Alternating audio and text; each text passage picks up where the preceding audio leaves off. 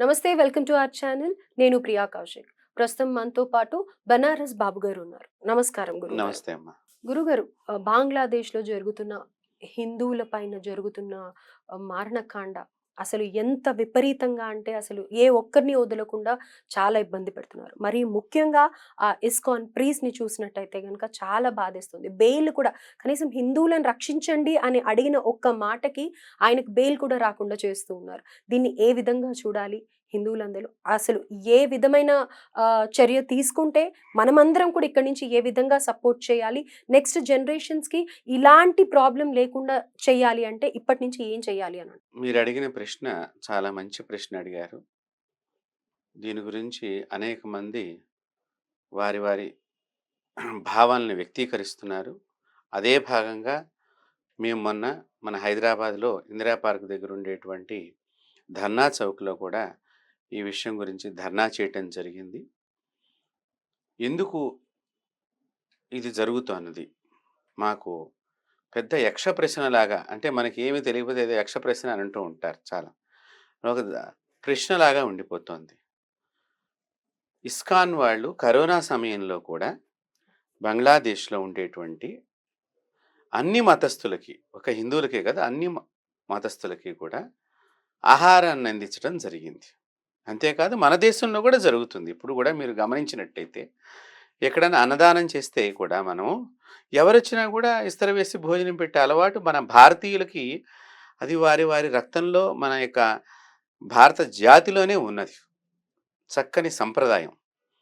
అలాంటి వ్యవస్థ ఉండేటువంటి వారి మీద ఇంత క్రూరత్వంగా ఎందుకు ప్రవర్తిస్తున్నారు? ఆ ప్రవర్తించడానికి గల కారణాలేంటి అనేటువంటి విషయాన్ని ఇంతవరకు అక్కడ ప్రభుత్వం వారు కానీ, లేతే మిగతా అక్కడ ఉండేటువంటి రాజకీయ నాయకులు కానీ ఈ విషయాన్ని ఎక్కడా కూడా చెప్పటం లేదు. అలా అని పోనీ దాడుల్ని ఖండిస్తున్నారా? దాడుల గురించి ఏమైనా చర్యలు చేపడుతున్నారా అని మనం ఆలోచన చేస్తే అవి కూడా ఏమీ మనకు జరుగుతున్నట్లుగా కనిపించటం లేదు. మీరు ఇప్పుడు ఇస్కాన్ ప్రీస్ట్‌ని అరెస్ట్ చేశారు. ఇప్పుడు అతను ఏమని చెప్పాడు? నేను ఈ ధర్మం కలిగిన వాడిని, నా ధర్మాన్ని నేను రక్షించుకోవాలి. కాబట్టి మేమందరం జాగృతం కావాలి. జాగృతమై మమ్మల్ని మేము ప్రొటెక్ట్ చేసుకోవాలి.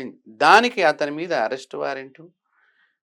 అంటే ఇప్పుడు నా ధర్మాన్ని నేను కాపాడుకోవాలి అంటే కూడా తప్పు అవుతుందంటే గనక, ఇంకో ధర్మానికి సంబంధించినటువంటి విషయాల మీద కానీ, ఇంకో ధర్మానికి సంబంధించినటువంటి కట్టడాలని కానీ, మరి ఇంకో ధర్మానికి సంబంధించిన మనుషుల్ని కానీ హింసించడం వాళ్ళ యొక్క ధర్మంలో గొప్పతనమా? అలా అయితే గనక వాళ్ళ ధర్మం ధర్మం కాదే, అది అధర్మం అవుతుంది. హ్మ్. ఏ దేవుడు కూడా, ప్రపంచంలో ఏ దేవుడు కూడా ఇతరులను బాధించండి, ఇతరులను హింసించండి, ఇతరులను చంపేయండి అని ఎక్కడా చెప్పడు. హ్మ్. అలా చెప్పేవాడు దేవుడు కాదు, వాడు రాక్షసుడు అయి ఉండాలి. ఎందుకంటే రాక్షసులు తమ తమ యొక్క కోరికల గురించి దేవతల మీద అనేక సార్లు యుద్ధాలు చేసినట్లుగా మన చరిత్ర చెప్తోంది. ఎందుకు? ఎవరైనా సరే నాకు ఎదురు తిరగకూడదు, నేనే రాజునని నువ్వు ఒప్పుకోవాలి, నేనే గొప్పవాడిని, నేనే దేవుణ్ణి, నా విగ్రహానికే నువ్వు పూజ చెయ్యాలి అనేటువంటిది రాక్షసుల ప్రవర్తనలో మన పురాణ ఇతిహాసాల్లో చూసుకున్నా కూడా అక్కడక్కడ ఇలాంటి సంఘటనలు, ఇలాంటి విషయాలన్నీ కూడా గోచరమైనవి. హ్మ్. అలాంటప్పుడల్లా భగవంతుడు అవతారం ఎత్తడం, వారిని సంహరించడం, మన ధర్మాత్ములందరినీ కూడా, భక్తాదులందరినీ కూడా కాపాడటం అనేది మనకి పురాణ ఇతిహాసాలన్నీ కూడా తెలియచేస్తున్నాయి కథల ద్వారా. మరి అక్కడ భగవంతుడు ఎవరినైతే హింసకు గురి చేస్తున్నారో వారి ప్రార్థనను విని, హింసపడ్డ వారి యొక్క బాధను విని, ఎవరైతే బాధను అనుభవిస్తున్నారో వాళ్ళ ప్రార్థనకే కదా అక్కడ అవతారం ఎత్తింది. హ్మ్. కాబట్టి వాళ్ళని కాపాడంటే వాళ్ళు చేసే పని కరెక్టేనే కదా ఇప్పుడు. కాబట్టి వాళ్ళ ధర్మాన్ని, అందుకనే మనకి భగవద్గీతలో కూడా స్వధర్మమే శ్రేయోదాయకం, పరధర్మం భయావహ. ఓ అర్జున, నీ ధర్మాన్ని ఎక్కడున్నా సరే నువ్వు పాటించు, పరధర్మాన్ని ఆశ్రయించకు, అది ఎప్పుడు కూడా నిన్ను ప్రాణం తీయటానికి ప్రయత్నం చేస్తుంది. అందుకని మన ధర్మాన్ని పాటించేవారు ఇతర దేశాల్లో చాలా చోట్ల, ఇస్కానేనే కాకుండా ఇంకా రకరకాలైనటువంటి శంకర మఠాలకు సంబంధించిన, లేతే జీయర్ మఠాలకు సంబంధించిన, రామానుజాచార్యుల మఠం, అలాగే ఏదైనా సరే మఠాలకు సంబంధించిన వ్యక్తులు అనేక దేశాల్లో అనేక రకాలుగా ధర్మ ప్రచారాన్ని చేస్తున్నారు. హ్మ్. ఆ ధర్మ ప్రచారం ఏమిటి? మనం చేసేది ఎప్పుడూ కూడా ఇంకొకరిని బాధ పెట్టకూడదు, ఇంకొకరిని హింసించకూడదు. వారి ధర్మాన్ని వారు పాటిస్తూ ఉండాలి. మన ధర్మాన్ని మనం పాటించాలి. వారి ధర్మం వాళ్ళని మనం గౌరవించాలి. మన ధర్మాన్ని వాళ్ళు గౌరవించాలి అనేదే మన సనాతన ధర్మంలో ముఖ్యమైనటువంటి విషయం ఎప్పుడూ కూడా చెప్పబడుతూ వచ్చింది. సో, ఇప్పుడు అంటే ఈ పరిస్థితుల్ని చూస్తూ ఉంటే గనక రేపొద్దున మనం కూడా ఇలాంటి ఫేస్ చేయొద్దు అనంటే ఏం చేయాలి అనంటారు? అంటే ఇప్పుడు మనం పక్క దేశంలో జరుగుతోంది. మనకు సంబంధం లేదు. మన చుట్టపోడు లేడు గదా! అక్కడ ఆ ఇష్యూలో. లేతే మన బంధువు, లేతే మన స్నేహితుడు లేరు గదా! అని మనం ఊరుకున్నామనుకోండి, అది చాలా తప్పవుతుంది. మన భారతీయులే గదా అక్కడ ఉన్నది. ఒకటి. ఇప్పుడు బంగ్లాదేశ్‌కి స్వాతంత్రాన్ని ఎవరిచ్చారు? భారతదేశమే ఇచ్చింది.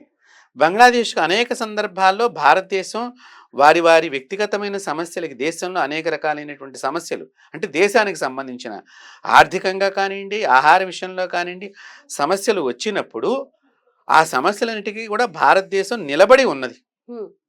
నిలబడి వారికి ఎన్నో రకాలుగా సహాయ సహకారాలు అందించింది. కించిత్ విశ్వాసం లేకుండా ఆ దేశంలో ఉండేటువంటి ఎక్కువ జనాభా కలిగినటువంటి ఒక మతం వారు తక్కువ జనాభా కలిగినటువంటి హిందూ ధర్మం వారి మీద రకరకాలుగా హింసలు గురి చేయటము, దాడులు చేయటము ఎంత నీచాతి నీచమో అది చెప్పలేం అసలు. అవును. అక్కడ జరుగుతున్నవి ఒక్కొక్కటి వీడియోస్ వైరల్ అవుతూ ఉంటే, మన మీడియా అసలు ఏది కవర్ చేయట్లేదు. ఎన్నో అనవసరమైన టాపిక్స్ గురించి డిస్కషన్స్ పెట్టి, వ్యూస్ కోసం ఒకటే వేసిందే వేసుకుంటూ రకరకాలుగా మాట్లాడుతున్నారు తప్ప, ఈ ప్రెజెంట్ సిట్యుయేషన్‌లో అక్కడ బంగ్లాదేశ్‌లో ఆడవాళ్ళు లేదు, పెద్దవాళ్ళు లేదు, చిన్నవాళ్ళు లేదు, పిల్లలు లేదు, ఏం లేదు. ఎట్లా పడితే అలా కొట్టేయడం కానీ, నరికేయడం గానీ, చంపేయడం గానీ చూస్తూ వస్తున్నాం. ఇంకా చిన్మయ దాస్ గారి దగ్గరికి, కృష్ణదాస్ గారి దగ్గరికి వస్తే ఆయన కనీసం సపోర్ట్ చేయటానికి ఒక అడ్వకేట్‌ని పెడితే, ఆ అడ్వకేట్‌ని చంపేశారు. నెక్స్ట్ ఇప్పుడు ఇంకొక అడ్వకేట్ ఏమో ఆయనకి హెల్త్ బాలేదు అని చెప్పేసి హాస్పిటల్‌లోనే ఉన్నారు. ఆయన వచ్చి ఈయన తరఫున వాదించే పరిస్థితి లేదు. ఇవన్నీ చూస్తూ ఉంటే ఎంతో భయంకరంగా అనిపిస్తుంది. ముందు ముందు నెక్స్ట్ జనరేషన్స్ ఏం బాధపడతారో, ఎటు పోతుందో అని చెప్పేసి చాలా భయమేస్తుంది. సో, దీనికి సంబంధించి మీరు అన్నట్టుగా ఇందిరా పార్క్ దగ్గర కూడా మీరు ధర్నాలు చేశారని అంటున్నారు. ఇలా మన హిందువులు కూడా ఎంతోమంది కదిలొచ్చి దీని గురించి రెస్పాండ్ అయ్యి మన యూట్యూబర్స్ కూడా ఎంతోమంది కాస్త ముందరకొచ్చి ఈ వీడియోస్ ఎంతో వైరల్ అవుతున్నాయి. మీరు మీరు చూసినట్టయితే గమనించినట్టయితే డెఫినెట్‌గా దీని మీద స్పందించండి. ప్రతి ఒక్కళ్ళు మన తరఫున మనం ఏం చేయాలో చేస్తే డెఫినెట్‌గా ఏదో ఒక చేంజ్ అనేది జస్ట్ ఒక చిన్న చేంజ్ అన్నా చూడగలుగుతాం. ఇప్పుడు ఇక్కడ అదేనమ్మా మేము కూడా మన భారతదేశంలో ఉండేటువంటి మీడియా అంతా కూడా స్పందించాలి. ప్రతి పౌరుడు కూడా దీని గురించి స్పందించాలి. అది ఏ రాజకీయ పార్టీ అయినా కావచ్చు. హ్మ్. కానీ ఈ భారతదేశానికి సంబంధించిన వ్యక్తుల మీద దాడి జరుగుతున్నప్పుడు వాళ్ళు ఖండించకపోతే వాళ్ళు భారతీయులు ఎలా అవుతారు? మీరు బాగా గమనించండి. నేను మనకు సాటి భారతీయుడి గురించి నేను స్పందన తెలియచేయకపోతే మనమేం కొట్టట్లేదు, తిట్టట్లేదు. మన స్పందన ప్రొటెక్ట్ చేయమని అడుగుతున్నాము. వారిని హింసించొద్దు అని చెప్తున్నాము. వారు చేసిన తప్పేంటో ప్రజలకు తెలియచేయండి అంటున్నాము. దాని గురించి హింసకు గురి చెయ్యక్కర్లేదు. కాబట్టి అది చెయ్యకుండా ఇక్కడ ఉండేటువంటి ఈ దేశంలో ఉండేటువంటి వారు కూడా చాలామంది అలాంటి వాళ్ళకే సపోర్ట్ చేస్తున్నారనేటట్టుగా అనుమానాలు క్రియేట్ అవుతున్నాయి మాకు కూడా. హ్మ్. ఎందుకంటే ఇంతవరకు అసలు ఇది ప్రధానమైనటువంటి ఛానళ్ళలో అన్ని ఛానళ్ళలోనూ ఇది బాగా స్పందించాల్సినటువంటి విషయం. అంటే నేను ఎవరిని విమర్శించటం లేదు ఇక్కడ. దయచేసి మనకి కావలసినటువంటిది ఏంటి? ఇప్పుడు చూడండి ఏదైనా ఒక చిన్న సినిమా ఈవెంట్ ఫంక్షన్ ఉందంటే ఇక అది ఒక 5, 6 గంటల పైన సాయంత్రం అంతా ఒక రోజుల తరబడి జరుగుతుంది దాని ఒకటే జరుగుతూనే ఇష్యూ. జరిగినట్టుగా ఆ ఎపిసోడ్ అంతా నడుస్తూనే ఉంటుంది. ఇక వేరే ప్రోగ్రామ్ ఉండదు.